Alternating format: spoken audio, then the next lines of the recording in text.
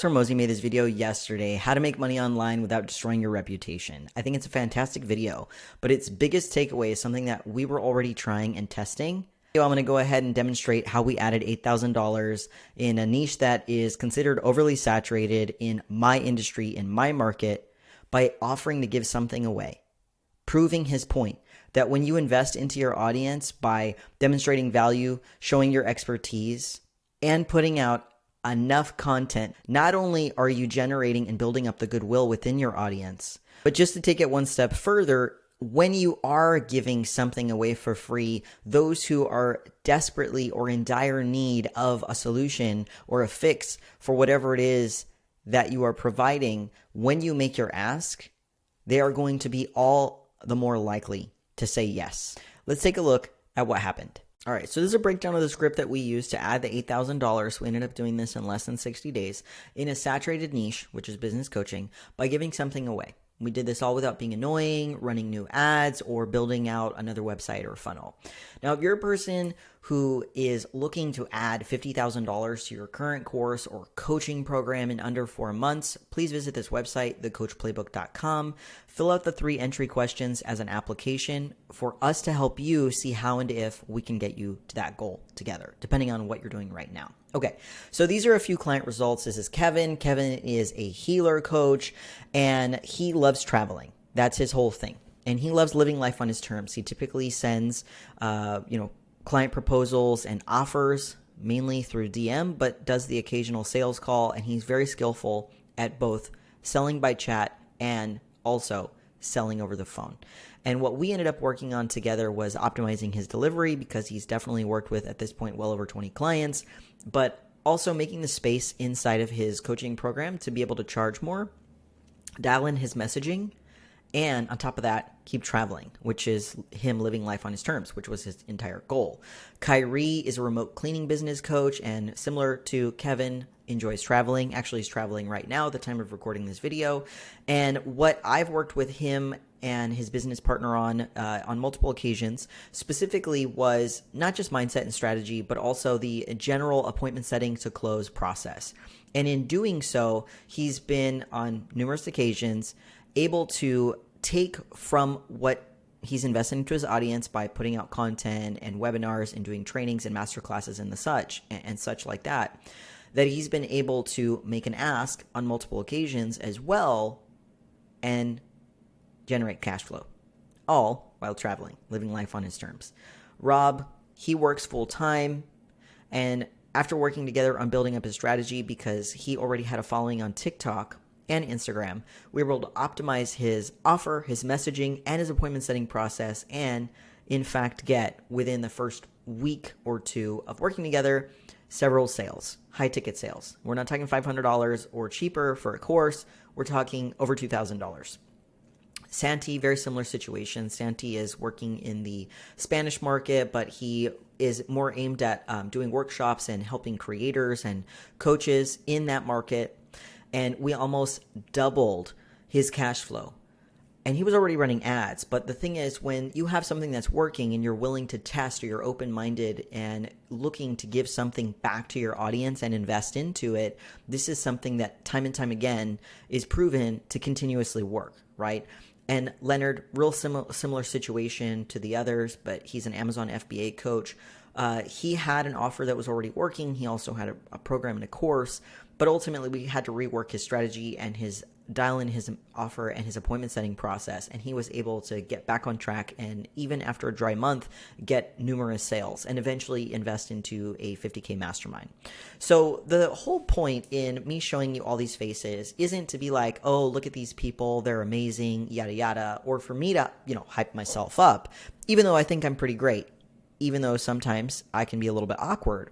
The whole thing behind me showing you this is that it's possible for you too, if you're willing and open-minded, to test different variations of things that are going to resonate for you or jive with what you're actually trying to accomplish, right? You want to make more impact, you want to be congruent, etc., and I fully support that, but you also have to be willing to do the work, okay?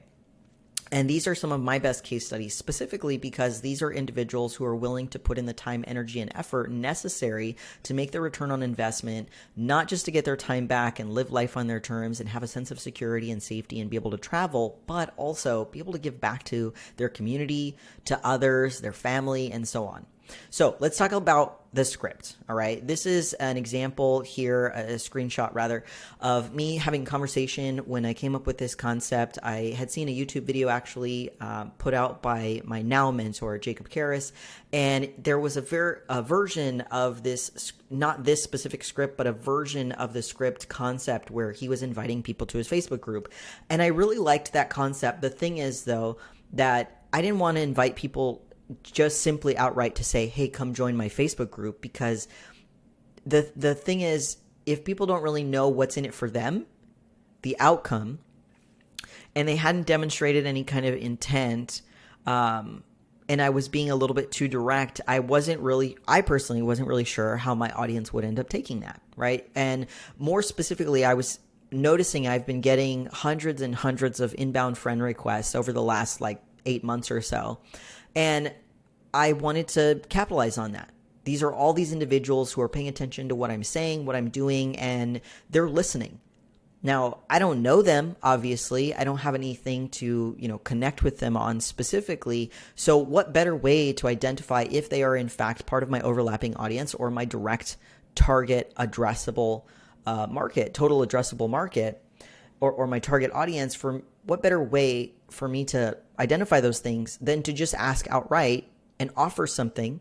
And if it resonates, they're going to say yeah. And if it doesn't resonate, they're going to ghost me, which is no different than all the other people who have sent me friend requests and then, sent me a pitch, or they've disappeared completely, right? And so I really didn't have anything to lose. So in this conversation with our appointment setter, I ended up asking this person to send a version of this. Now, we've tried many, many variations of this on Instagram and Facebook, because I do have, in fact, more than one profile on both platforms. And what I have discovered is that this version that's a little bit more general does, in fact, happen to work the best. So the way that it breaks down is I'm saying I'm almost at 5K friends, right? Which there is a cap on Facebook. If you're on LinkedIn, you could use this most likely on LinkedIn, but you would probably end up eliminating the I'm almost at 5K friends, because that really doesn't make a difference, and it wouldn't make sense either. But you could end up saying instead something to the effect of, I have XYZ number of followers and I try to get to know and be helpful and give value when I can to my followers. And then you could lead in from there with your training, your webinar, your masterclass. Ultimately, that's what you're leading up to, right? Or building up the anticipation for. If you're on Instagram, you wouldn't say the thing about friends. You could say something similar regarding the followers component. Now, when that last question gets asked, would you be open to that? This is a close-ended question. It's a yes or a no statement. So typically you're going to get a yes, a no thank you, no way, or ghosted. The people who ended up ghosting us, we have a follow-up process of 2 to 3 times, depending on whether or not this person has already posted about, business coaching, a course, or generating revenue from their audience previously. And we have a very specific type of tier focus or structure, so that it's easy for on our appointment setter team to identify, is this person in fact part of the audience that we are looking to attract, and we need their eyeballs, hearts, and minds, for example. So with all of that in the back pocket, part of the arsenal, and then this question being sent out, we did end up getting roughly about an 8.3% reply rate. Now, that's not terrible. So it means essentially out of every 100 people, about 8 people ended up responding. That's not terrible. That's not terrible whatsoever, especially considering these are people who I didn't know. I never messaged them first, and I never looked for them. And we do leverage organic marketing, appointment setters, email on the back end with automation, and also ads. So what I love about this whole thing is that because we were willing to test things, we did find that some people would in fact give their feedback. Right? So the good news is that it worked ultimately. We ended up saying a version of that script. We tried also breaking it up, and what we found is that part didn't really make much of a difference when you do break it up. I think just visually or aesthetically, it's pleasing when you don't send it as a block of text. So if you're going to use this, I would recommend probably break it up. You send something like the, hey, your name, thanks for the follow, the love, the engagement, the friend request, the whatever it is. I'm almost at XYZ, or I try to get to know all of my XYZ number of followers or connections. Send. And then the next line would be the segue of for you to get the most out of our connection, our, new network, linking up together, our new friendship. Like the way you frame it is really going to be up to you. And then you would send that. And then potentially the last line, would you be open to that? Would you hate that? Would you be opposed to that? You're just looking for a close-ended question, something that's going to be a no-brainer for this person to either send a thumbs up emoji or a yes or a no, right? You want to qualify and disqualify as fast as possible, especially with these incoming friend requests, because oftentimes, at least this is, something that has impacted me specifically.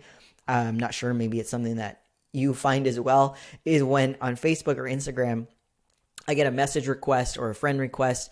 Almost instantly, this person is sending me this giant thing of like, hey, I'm going to help you do XYZ. And they don't even know my situation. Now, this isn't all that far from that concept, with one main difference. I'm not assuming my offer is going to be helpful to you. I'm offering you a free training. I'm offering you a free mini course. I'm offering you a free this one specific thing. I am not offering my offer to you because I don't even know if you're going to put in the work. I don't even know if you're part of my market. I need that open or close-ended question so I know, should I shut the door? And that's it, and keep going. So this is an example of a person who ended up responding, hey, yeah, I'd like to check it out. Oftentimes we would end up getting these types of replies or responses.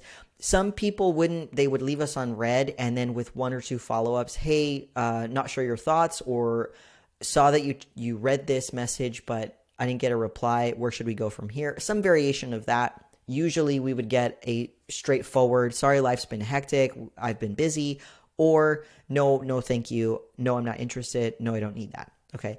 So that's wonderful for you, because if you were to use some variation or version of this, please don't copy paste this exact same thing.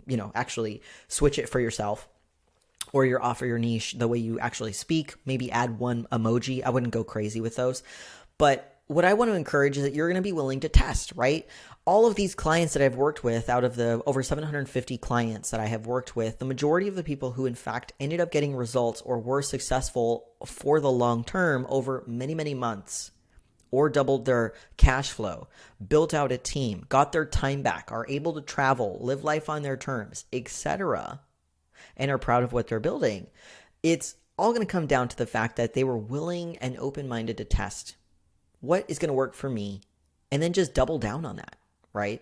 And the good news is that, yes, it did in fact work. We use this on basically every incoming friend request and follower. There are variations, which I've already explained to you, which includes saying love, engaging, or the engagement, the follow, and so on and so forth. Now, you could use a variation of this and then direct your traffic to your community wherever you're hosting it, whether that's school or Discord or your Facebook group. I personally am leaning more in the direction of either school or Facebook group long term.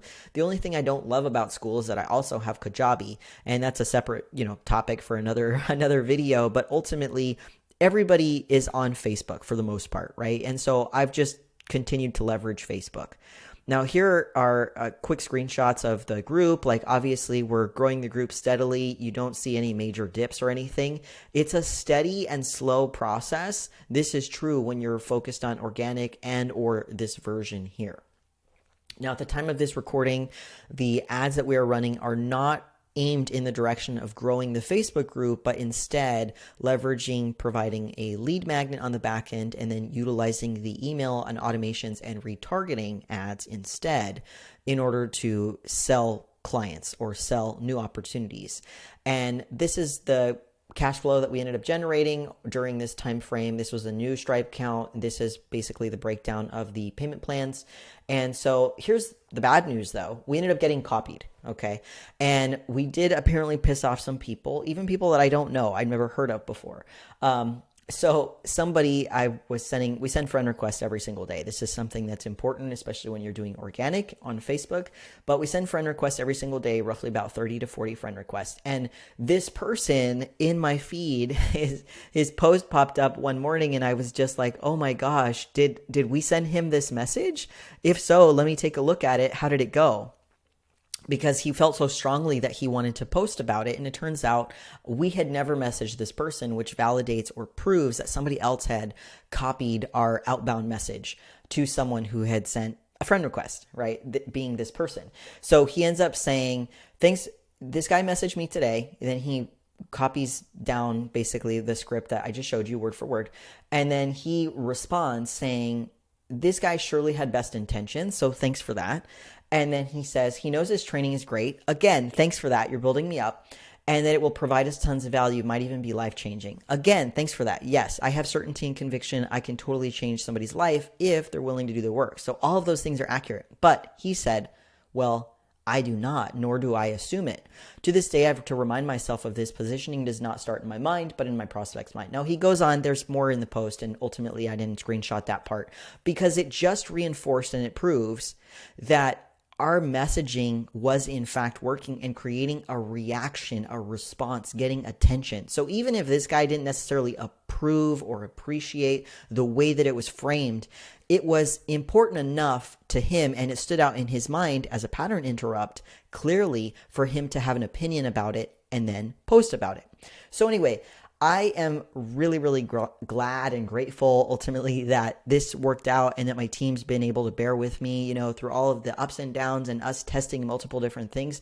And even though we have been copied because I never contacted that specific person, it just proves the point that when you're willing to test and you want to focus on the long game and get results, you have to understand that there is a fine line between here's my long-term strategy, and there are going to be a few things that you're going to want to have to test or, tips, new things that you're trying to develop along the way. Some people might call that a hack or something like that. And I'm not a big fan of that specific word necessarily, but I would say that this isn't a hack, right?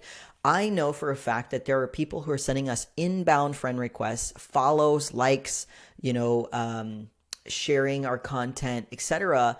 And I wanted to be able to capitalize on and optimize that segment of the audience that I didn't really know how to communicate with.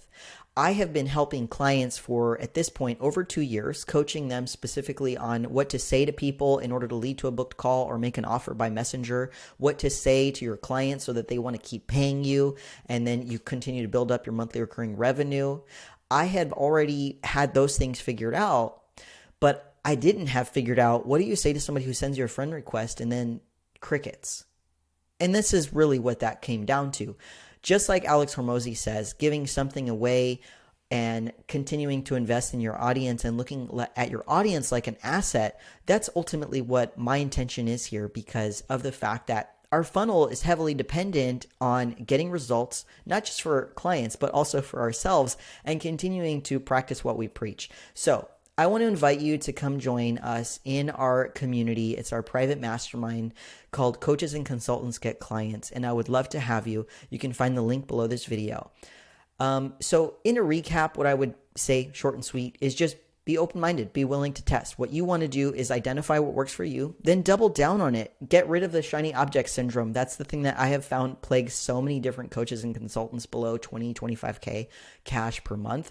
Now, if you need a plan of attack for incoming traffic and outbound traffic, you're more than welcome, and I would encourage very strongly, check out my YouTube and or go ahead and join us inside of our private community just to get a feel of what it's like being in my world. And ultimately, if you're somebody who is looking for support, accountability, strategy, or training for your growth specialist or appointment setter, you know who to contact. Thanks for checking out this video.